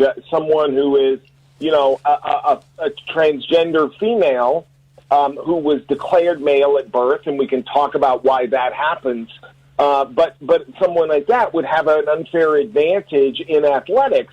But, transgender people are no different than all the rest, everyone in society, that they have different abilities for a range of different things. They have different intellectual abilities. They have different capacity, in terms of arts and other things. And they have a different athletic capacity. So there is no evidence across the board that, somehow allowing transgender folks to participate fully and equally in sports, makes a difference in terms of the competition. I think the other thing is that, there's this sense that this harms or this keeps out doesn't give women as many opportunities to engage in sports, get scholarships, all those other kinds of things. The problem is that, these kinds of laws are going to create what, one of my colleagues at our national office is called, gender police in sports. What we're going to start to see as these bans are enforced is women who are not transgender but just are more masculine being policed, being tested, being checked. And again, I think it just reinforces all of the mythologies about women needing, young women and women in particular, somehow needing protection of men in the legislature. This is just a bad policy in every single way that one can think of. Here's the governor of Arkansas, his quote when signing the bill into law. He said, "This law simply says that female athletes should not have to compete in a sport against a student of the male sex when a sport is designed for women's competition." Hutchinson said in a statement released by his office, he goes on to say, "As I have stated previously, I agree with the intention of this law. This will help promote and maintain fairness in women's sporting events." Now, I read that, Ed, and I appreciate you coming on. And I have to ask you this question for those who may support the governor of Arkansas and oppose what you're saying. I have a personal experience where I was doing some boxing to get myself back in the physical shape. I got to get my beach bod on, right? And I think it's safe to say the boxer's name, Fallon Fox. She was one of the trainers at the gym that I was working out at. Now, I was totally unaware, oblivious, so I just took her as a female because that's how she approached me, as a female. One of her last days working at this gym while I was training, one of her co-workers said, that used to be a guy. And I go, get the hell out of here, because she's beautiful. I said, no, that's not. She said, yeah, that used to be a guy. I go, no. He goes, Google her name and I Googled, and Fallon Fox was a guy. I think out of the Detroit, Michigan area, was a guy. And she had she did her transition or whatever the case may be. She's if you Google her, she went under so much scrutiny as a boxer because she was fighting, other female boxers, and it got so bad for Fallon Fox. Now, I accept her as a person, as an individual, whoever you are, as long as you treat me fairly and openly and honestly, I'm cool. I don't have a problem with anyone. She had so many setbacks and scrutiny against her that she was scheduled to box in Florida. They played her intro song, and forgive me for this, but it's the truth. Dude looks like a lady as she's marching out. She was devastated. She, or he, whatever the case may be, nearly committed suicide after that incident that took place. But the point of the matter is, people in the boxing community who she was fighting these other women felt that it was unfair advantage because she used to be a male, to change her sex to a female to fight against other women, and she was pummeling them. They had no chance. Let me suggest one thing to you, Jerry, just as a beginning, and this is just a fact. She has always been a female. She was simply mischaracterized and misgendered at birth. We know now far more about the science of gender than we did 20 years ago, 30 years ago. And we know that, for example, your gender and your own perceived gender about yourself has much more to do with your makeup in your brain than it does with your makeup of your genitalia. And so the truth is that woman and other women who are now participating in sports have always been female. They just simply weren't identified that way for some period of time.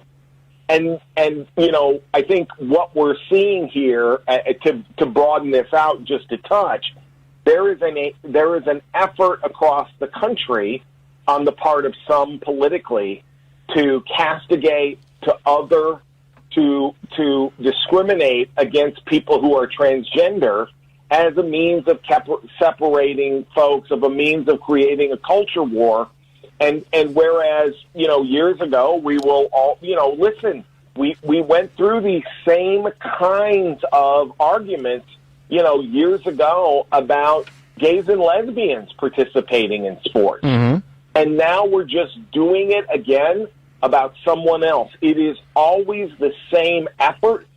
Sports is a way of, just to be completely, transparent about this, and I think we all know this, sports is a way of belonging as a young person. It's a way of participating and being recognized with your peers and being around your peers. The effort here is to say to transgender people, you're not part of us. You can't be part of a team. You must be separated and be different and distinct. It is a cruel punishment. And the pretense that the governor of Arkansas knows more about the gender of a young woman in his state than she does is just ridiculous. Yeah, this is Dan in the studio here. I just wanted to clarify something. I think you said that there's no evidence that a biological male cannot swim faster than a biological female or run faster than one. I'll give you an example. How about Bruce Jenner? What would may happen if he had competed in the Olympics as a woman? He would have won there too. But I'm just thinking that I think that in my own mind that isn't there some evidence that a biological male can run faster than a biological female generally? As a general rule, if you look over time and records and other things, that is true. I would also note that where you look at most of those kinds of situations, that the gap between, say, the records or the average time of female and male swimmers, just to use one example, has shrunk dramatically as, there's been additional training available. There's been equal training available for women athletes. But the other thing is that, remember, had Ms. Jenner been participating as a female in a decathlon or in some other event, they would have undergone a series of, medical procedures and be taking, a number of different medications that would have changed, some of that dynamic as well. So it isn't something that you can just point to, I think, often and make a generality that fits or that holds, for all people, for all people of whichever gender you're talking about in particular. Thank you. So thank you, Ed. So we appreciate that, and again, we appreciate your time on this Sunday to join us to talk about this real quick. Is this something that it was an eye opener for me? But is this something eye opening across the country in your eyes that people need to be much more aware about? Because again, there are two sides to every story, and there are some people who are traditionalists, Ed, that feel, hey, you're born a man. You're a man. You're born a woman. You're a woman. But I told my wife this earlier today. I said, listen, this world has been here for billions of years. It's been here forever. And there have been billions of people who've lived on this planet. I'm only one little guy. Who am I to judge anybody about anything? And so, right. So I'm not here to do any of that. But I'm here to try to help those of us who don't understand get a little bit better understanding, because again, like I said, and we talk about Bruce Jenner. That was a great example because, he kicked every guy's ass in the Olympics in 76 or whatever, and he's waving a flag and he's like the American man's man. And then, 30 years later, he's like, hey, I want to be like my mom. And it's like, whoa, wait a minute. It sends a conflicting message to a lot of folks who grew up a certain way. But there are other people who, back during Bruce Jenner's time, and say, you know what? I wanted to, and he said it, I wanted to accentuate, I wanted to show who I really was inside, but I was afraid because of the social pressure. So how do we get beyond this and try to balance this thing out? Because at the end of the day, we're I'm knocking over the studio. Easy. Yeah. At the end of the day, we're all in this together. We really are. Yeah. And it doesn't matter. I think it's a really good point. So let me say two things. First of all, it wasn't a surprise to me, Jerry, because this is something that we've seen evolving and developing over the past several years. And I'm going to say this, and I'll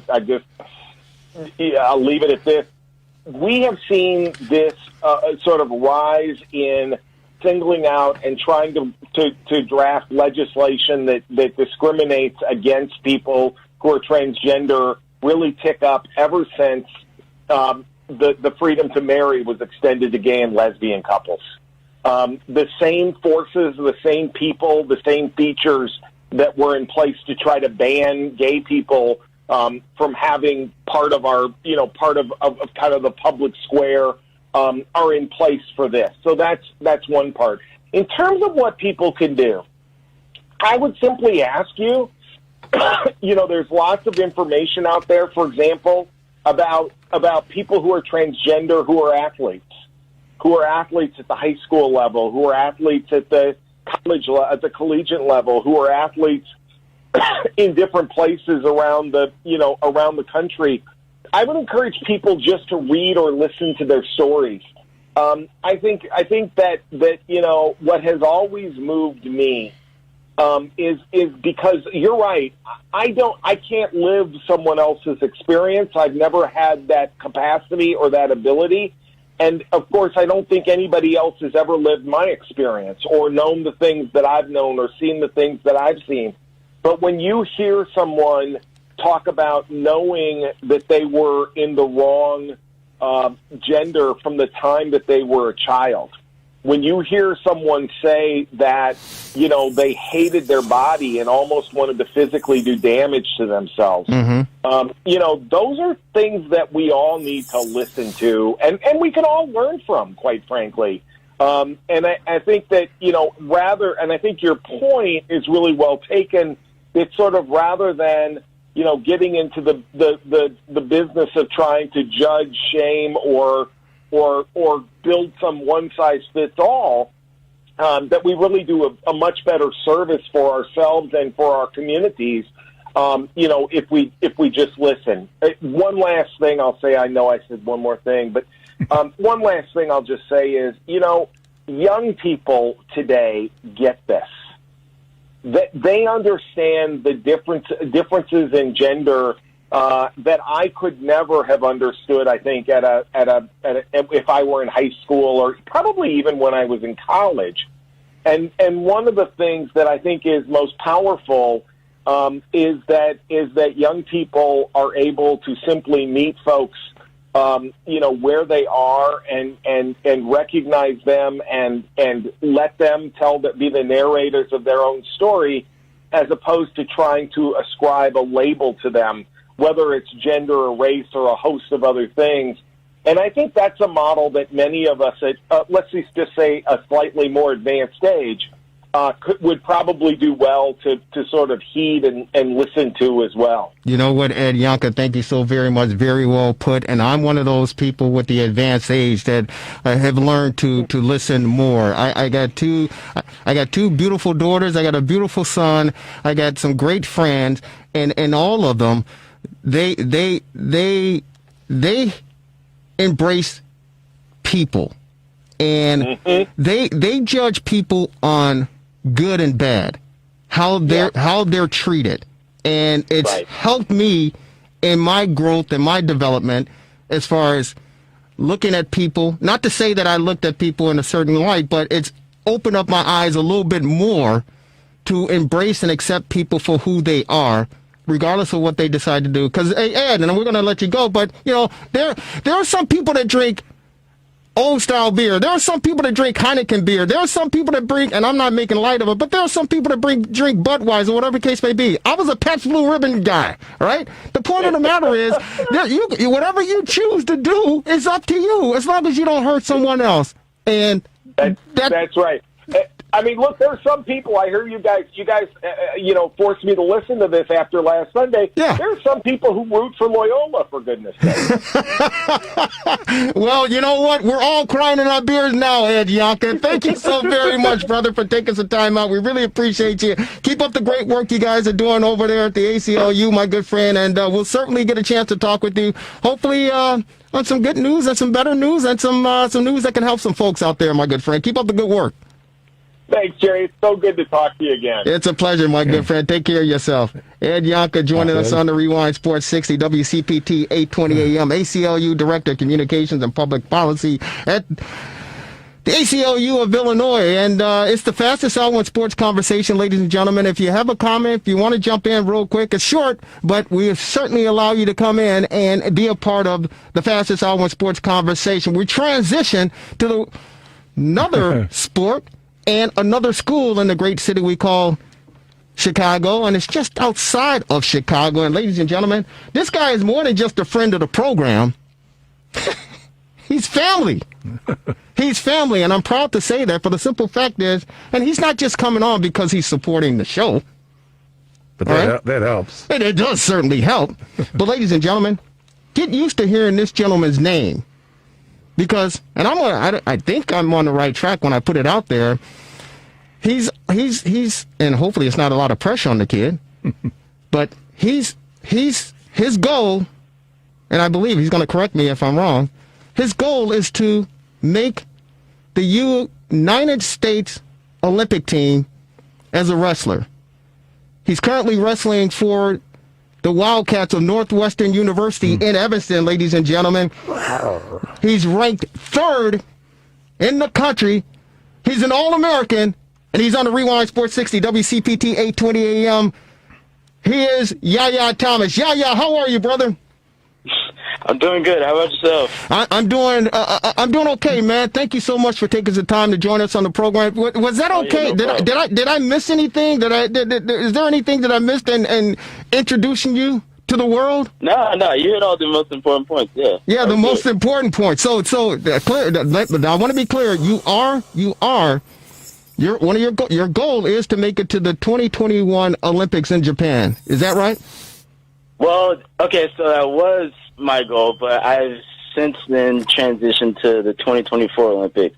So that's my new focus in terms of Olympics. But it's still the Olympics, and it's still a goal of yours, and it may be pushed back with everything. And I'm guessing, is that because of everything that's transpired regarding the pandemic and somewhat stalling your progress as far as meeting your goals and your timeline?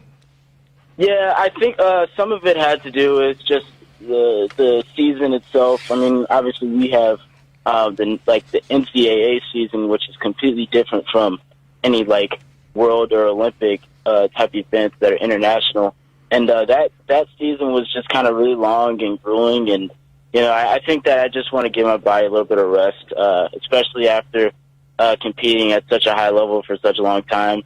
And I didn't really know that would be the case until right after the season. I just woke up and I was like, all right, I'm not going to be I'm not going to wrestle this week. It's just, and the thing is, it's a short turnaround time from the NCAAs to the Olympics. So basically we have a couple weeks before the Olympic trials, which is where I would have had to compete in order to actually win the spot. And it was just a lot. I think I just wanted to kind of take a break, get a little bit of rest, and kind of more focus on but still the near future, 2024 Olympics. Well, get everyone up to speed, and congratulations to you again for your third. Thank you. Your third rank in the country as an All-American. But thank you. Thank you. Get everybody up to speed as far as how you got to this point, because you just competed in the NCAA championship tournament, correct? Right. Yep. And you were ranked. Where were you ranked going into this? Going into the tournament?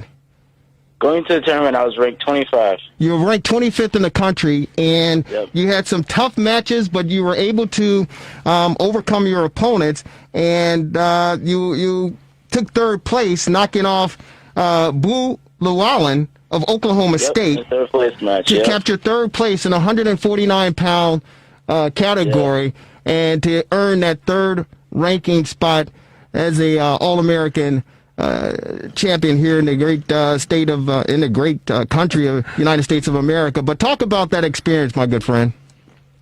Yeah, I mean, it was just kind of a crazy experience. I had never been to the NCAA tournament before. Last year I had actually qualified, but obviously we didn't compete due to COVID-19. But this year was just this was a great experience, but I will say it was pretty chaotic. The tournament itself, and also just the different stipulations and stuff, and we having to go and test and deal with different things because of COVID, just made the tournament a little bit more a little bit harder to manage.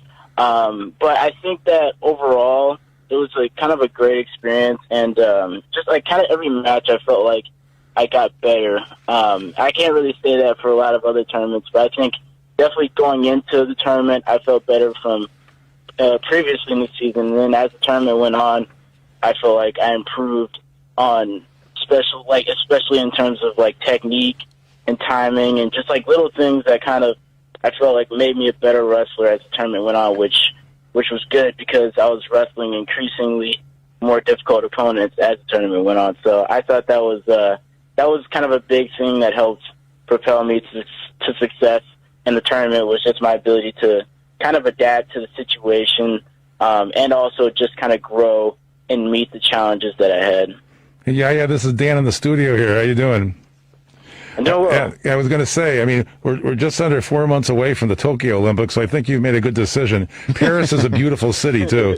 And I think that, I mean, there's still going to be a pandemic, so I think that even Tokyo is going to be a little different than a normal Olympics. Yeah, it might be a little weird. Yeah, I don't know. Yeah, so I think that with the protocols and everything, I haven't seen a lot of information about Olympic trials even for the sports that you'd normally see 4 months out.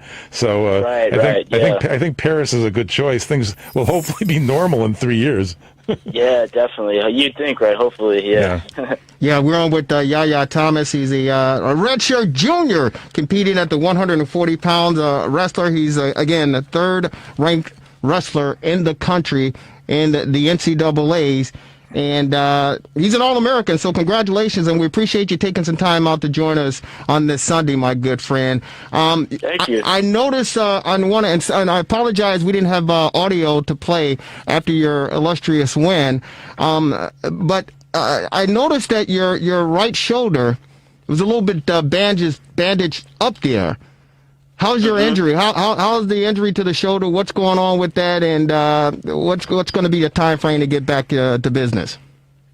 Yeah, so the shoulder tape was for kind of a pre-existing injury from earlier in the season, and it was kind of just a medical, kind of just way to make sure that I wasn't moving my shoulder into any positions that would like injure it any further.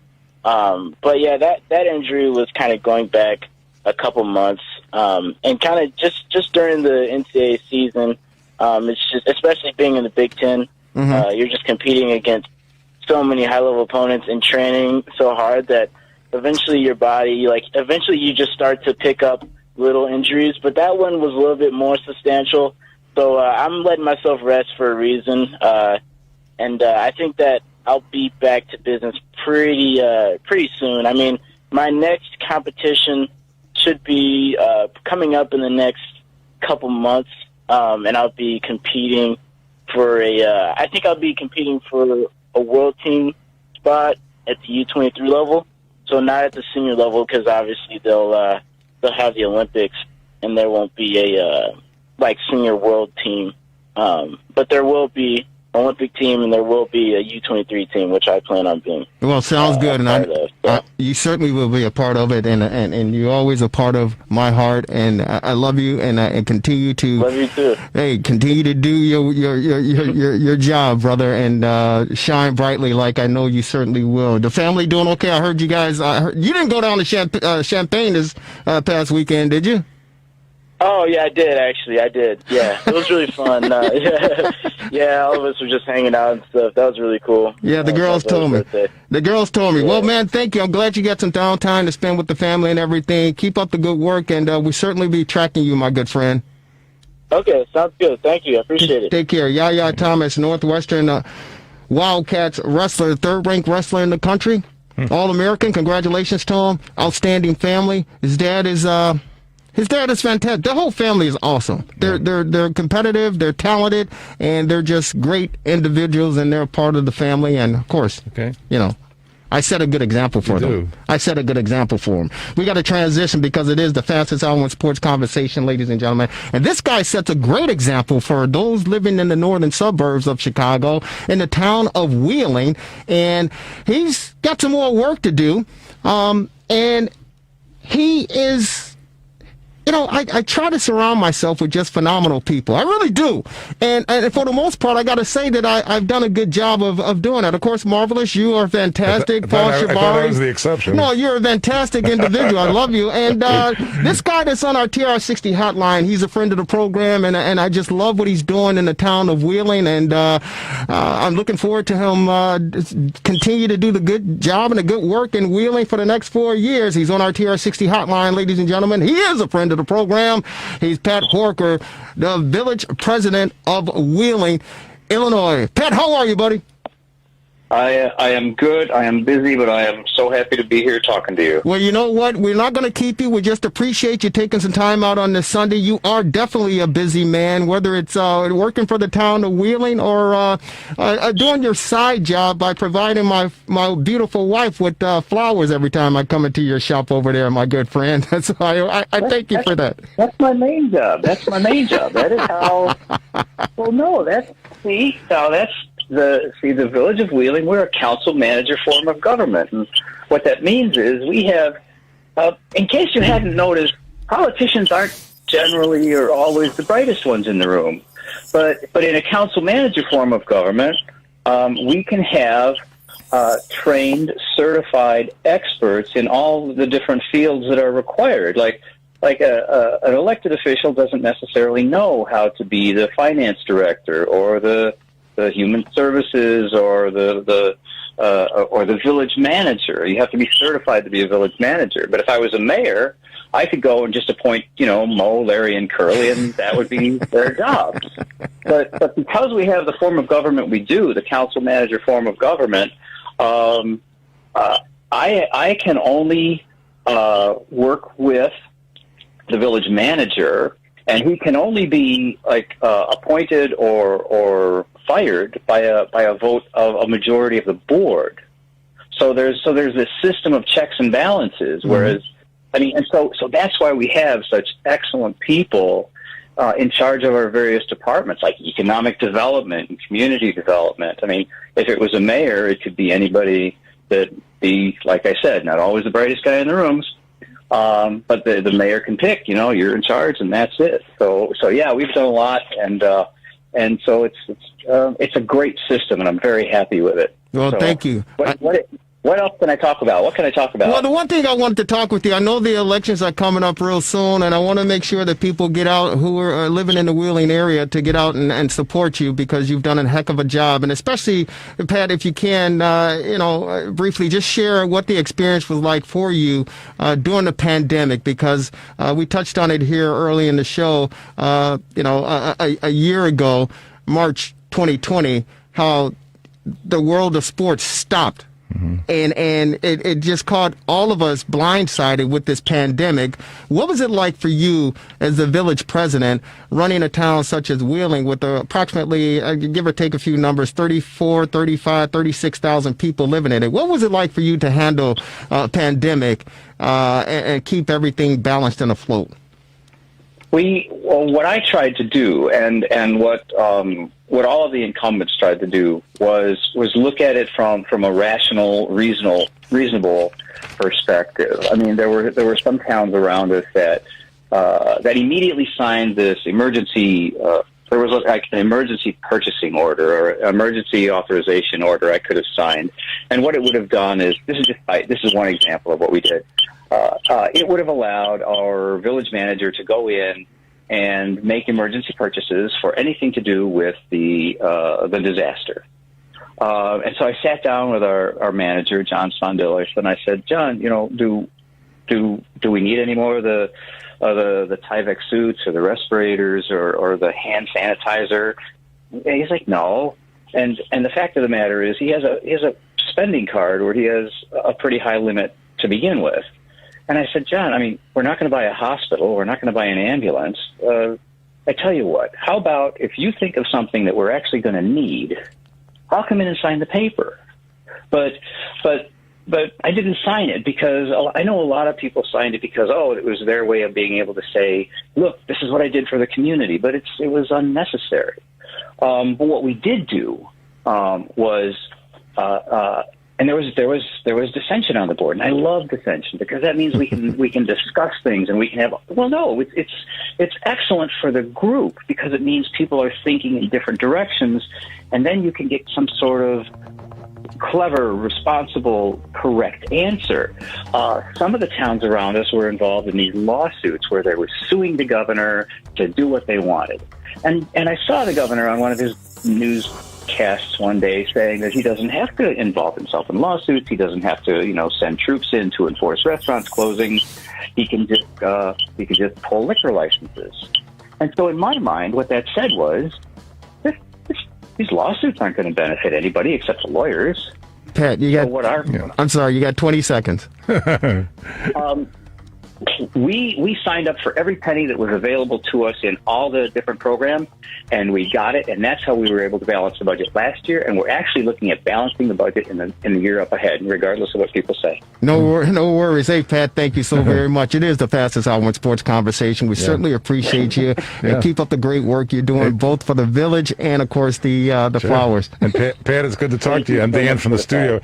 As a bit of trivia, I think I was your banker once at American Enterprise Bank. Probably. Yeah. Hey, Pat, thank you. I'll certainly be in contact, my good friend. God bless you. Good luck with everything, and take care of the family. Hope everyone's doing well. Thank you so much for the call. Good luck, you too. He's the best. Pat Horker, our Village president of Wheeling. Hey, it's the fastest hour in sports conversation. Yours truly, Jerry Riles. Marver! Hey, that's Elite Eight, Monday and Tuesday. Go for it. Sounds good. Great. Thanks to Paul Shivari for filling in for Devin Tango. Ladies and gentlemen, it's the fastest hour in sports conversation. Have a great rest of your Sunday. We'll talk to you next week. Take care, everybody.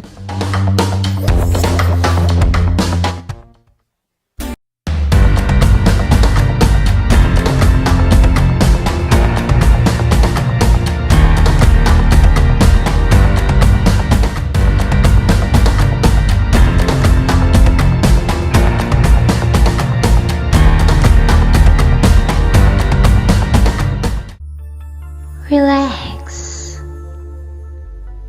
Reset. Rejuvenate. Go to our link right now to restart your life. TheRewindSports60.com. What are you waiting for? Hope to see you soon. The Rewind Sports 60.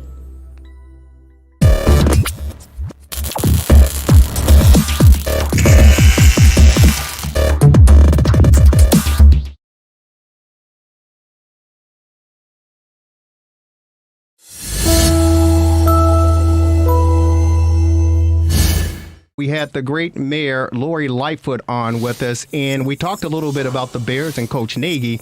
And if you will, take a listen to what the mayor said about Matt Nagy as play calling and Mitchell Trubisky. Give me a second here.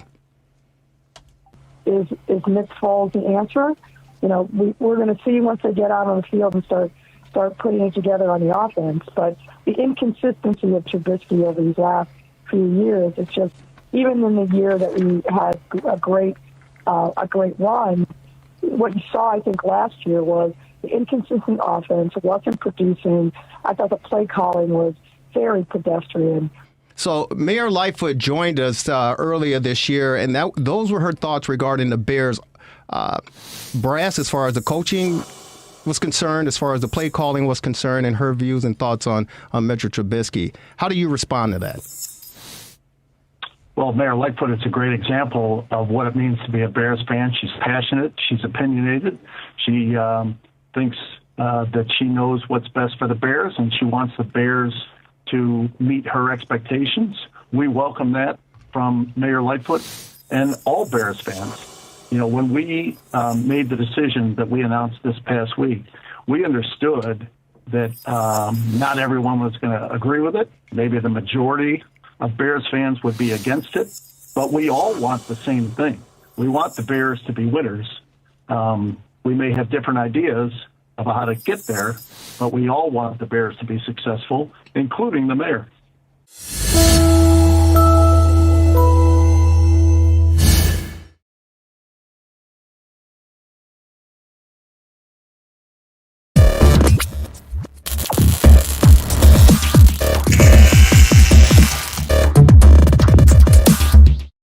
How's it going? Good, Dan. How you been? Good. Ryan was very detailed just now in kind of explaining the attraction to Andy and what you guys see in him.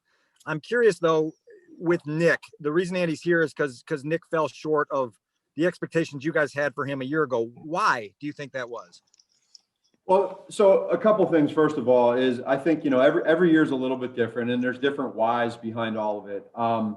And when you look at the way that things went last year, it took us a little bit with the change that we made, of starting Nick at the beginning there, that third, fourth game in the season, into him getting hurt in that Minnesota game and then going back to Mitch. And within there were some things that went on, and whether it was just so many different variables. And I think when you look at the season and why did we bring Nick in last year, it was a competition to battle with Mitch. And no one was just handed the job. They had to fight for it. And we knew that going into it. Nick knew that going into it. Mitch knew that going into it. And we let them battle it out. At the same point in time, we knew that if Mitchell wins the job, we know what Nick has been as a backup in this league. We also know that if Nick wins the job, we know what he's been as a starter in this league. So there's so many different things that go into it. And that takes you now to this year. And, Nick and I have had some great conversations as to things that went on last year and the whys behind everything, which is very valuable. And obviously I keep that to Nick and myself. But there's so many different things that go into it. Well, now this year being new, we bring a new quarterback into play with Andy as the starter, and Nick understands that. And so the process that we go about through this isn't just like a one-day process. There's a lot that goes into it. And we feel like this is the best for us as an organization right now. And things are always fluid every year. And this is where we're at right now. And we're excited about it. And Nick understands where we're at. Andy understands where we're at. Our coaches know, Ryan, myself. And that's kind of where we're at right now. So that's there's just a process to it. Pat Finley. Hey, Matt, how are you? Good. How you doing, Pat? I'm okay. I have a Trubisky question for you. This is the first time we've talked to you since he wound up with the Bills. When you came in, they brought you in part to help develop Trubisky into a franchise quarterback. With the benefit of hindsight now and with some finality to his Bears career, looking back, can you put your finger on kind of what went sideways there? No, I don't. First of all, I'm indebted to Mitch and what he's done for so many different reasons. And things are, it's hard. It's hard to go through these processes. I care so much about them, and it didn't work out here. And that's I feel like for myself, I want to start with me just knowing like, hey, that's something that when I came here to Chicago, you're dealing with a young quarterback that obviously we all did a lot of work on with that class. I know we did in Kansas City as well. And you come here and, different things happen, but the kid worked so hard. He won a lot of football games for us. And when I say I'm indebted to him, I mean, there's so many different conversations and good conversations that we had and things we worked through throughout those 3 years. And for different reasons, it didn't work out. But I certainly appreciate the way that he handled everything, and I'm sure he's learned a lot. I know I've learned a lot.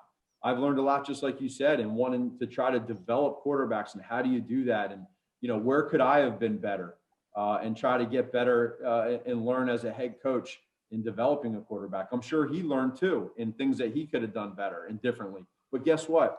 Here we are, and he's in a new chapter, and we're in a new chapter. And so I have nothing but good feelings for Mitch. I wish him nothing but the best.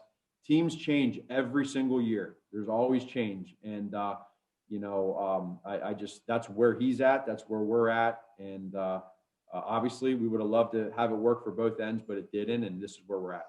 You said you could have been better. Asking you to speak just for yourself. Is there, in what ways? I think that's a good question. I think for me, as you go through as a head coach, there's a lot of different responsibilities that you have. And so when you look back at the relationship side, the communication side, you always want to go back and say, okay, could I have done more in a certain way of communicating, maybe a different way of how you learn who he is. But as you all know, I mean, the quarterback position has changed in this league in the last, 5 to 6 years. And right now, there's just so much instant gratification that's wanted and needed with teams that, people want it right away, especially too, when you can, hit on a quarterback that's cheap, in their first four years. And so I'm always going to start with myself and say, okay, where could I have gotten better? And I just feel like, some of it there is me being able to probably, as I build this staff, and we have different parts to the coaching staff of how they deal with the quarterback position, the coaching side, on the field, on game day, et cetera. I just feel like in general, that's probably where I would have started. But I learned through it, and I'm sure Mitch did too. And again, there's a lot of other teams that have been in similar situations throughout the years, and that's just where we're at right now. Jeff Dickerson. Hey, Matt, it's great to see you. You too, Jeff. I'm sure every year in the pre-draft process, when you have to evaluate quarterbacks, there's just so much that goes into that. This year, with the changes, the fact you don't get as much time with these guys, has that forced you to change anything as an evaluator? And can you still get a real feel for what these guys are all about, despite these limitations? Really awesome question. I'd say this. It is definitely more difficult because you just don't have, when you're there at the combine and you're able to see these guys, specifically talking about the quarterbacks, throw and see the ball come out of their hands, see their footwork. You get to see every one of those guys from the top guy to the bottom guy. And right now, you just don't have the luxury of doing that. As Ryan has said, and everybody knows, we've been to a few pro days with some of these quarterbacks and other positions, and it definitely helps. But there's only so many of those that you can do and see, and just with everything else that's going on. So, but here's what's fair is that every other team is doing the same thing. So there's a lot of teams in this league right now that are always evaluating the quarterback position. Ryan and I are super excited about, going through that right now together and how we do it. And so it's a challenge, but we look forward to it. And there's a lot of good quarterbacks in this draft class. Adam Hogue. Hey, Matt, the connection between Andy Dalton and Bill Lazor is fairly obvious. I'm curious, do you envision this offensive philosophy kind of maybe swinging a little bit towards some of what Bill's done throughout his career? And have you decided who's going to be calling the plays this coming season? Yeah, so the first part in regards to where we go schematically, what I would say is we are literally wrapping up as a coaching staff all of our scheme evaluation, which is a fun process in trying to figure out where we're at, what we want to do. Did we have an identity? What was it and why?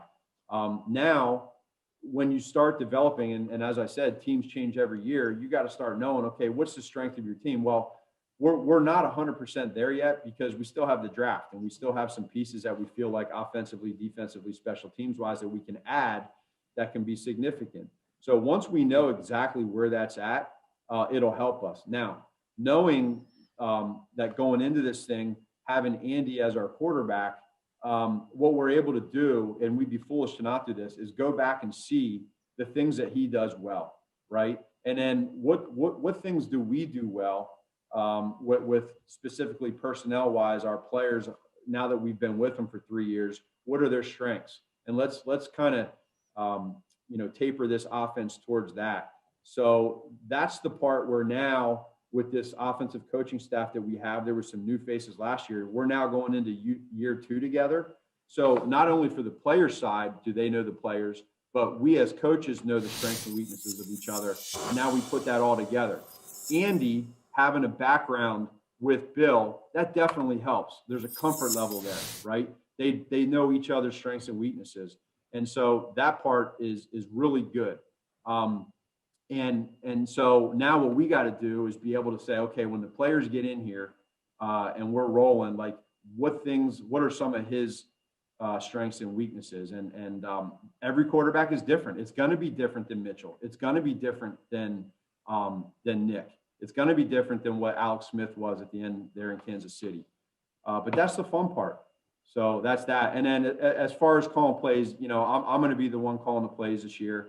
And so I know you'll probably be asking that, so we can, I'll just let you know that from the front end. But that's an exciting thing for me to get back to knowing where we're at, and it's the fun part right now is building what we want to do better, getting that right with coaches and players that are going to be with us. Mark Potash. Hey, Matt, how you doing? Good. How you doing, Mark? Good, good. Ryan mentioned the fit with the offense as being a key to signing Dalton. What exactly does that mean? How does a better fit at quarterback make you a better offense? Well, every team, every quarterback, every situation is a little bit different. And I think when you talk about fit, there's a lot of different things that go into it. And we all, without getting into specifics, meaning what Ryan's talking about, that's something that we keep to ourselves as to what we like. We're not going to sit here and talk about the weaknesses of a specific player. And so we know what the strengths and weaknesses are of every player on our team. And so when we talk about fit, I think probably some of that goes to schematically some of the things that Andy has done in his career, in his 10 years in this league, that fits schematically some of the stuff that we have done here in the past 3 years, right? Now, some things will be a little bit different. There's going to be some things that Andy likes that Mitch and Nick hated, and vice versa. But we're going to work together to be able to figure out what that is. And so, as a personnel department, as Ryan as the GM, myself as the head coach, and our coaching staff, when we collectively came together and said that, hey, when you go through free agency and you look at everybody that's available, right? It was really a strong consensus for us to get Andy in here and move forward with him as a starting quarterback. We have time for two more. Mark Grody. Hi, Matt. Kind of following up with Andy Dalton, the starter. Did some of the competition that you guys have last year that maybe slowed down your progress early in the season, did that go into the consideration as to why there is no quarterback competition this year and Andy Dalton is the undisputed number one? No, I don't think so. But I could also understand why you asked that question, because I think there is for some situations you can see like that. Those are valuable reps, and we knew going into last year, which was a different year, that's where we were at. We were going to have a competition with Mitch and Nick this year. Depending on what happens with the OTAs in the off season, we'll take every rep we can get with the ones and with him as the starter. And we'll do the same thing in training camp. But at the same point in time, I can't say that was a determining factor, but it's certainly a part of it. And I think when you do have that guy that going into it, you feel good about it, helps out. Last one, Chris Emma. Matt, you spoke last season after giving up the play calling about the benefits you thought were there for you to kind of see the team from a different view. What led you to the decision that you're going to take over back as the play caller, and how did the scheme evaluation lead to this kind of point? Yeah, I mean that's for me, again, without getting into too much of last year, there's a lot of things that go into that, and when we look through the scheme eval and where we're at. It was for me just something that I feel good about, and it's I'm not real that's like a minor deal for us right now. We're just going through all this stuff, this film, and seeing where we're at. We got bigger things to worry about than that, so it's just that's where we're at right now. We're all set. Thanks for your time this morning, Coach. All right, thank you all. Take care.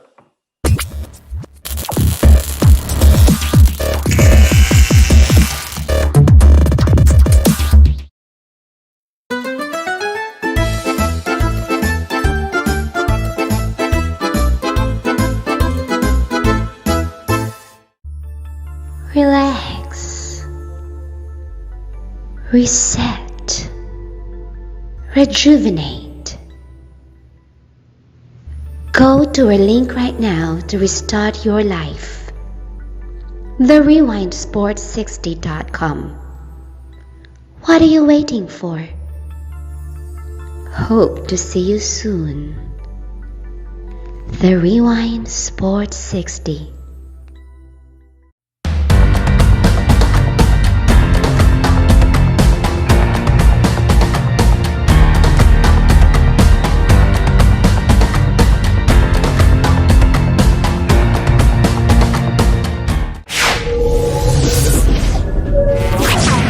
The Rewind Sports 60. Relax. Reset. Rejuvenate. Go to our link right now to restart your life. TheRewindSports60.com. What are you waiting for? Hope to see you soon. The Rewind Sports 60.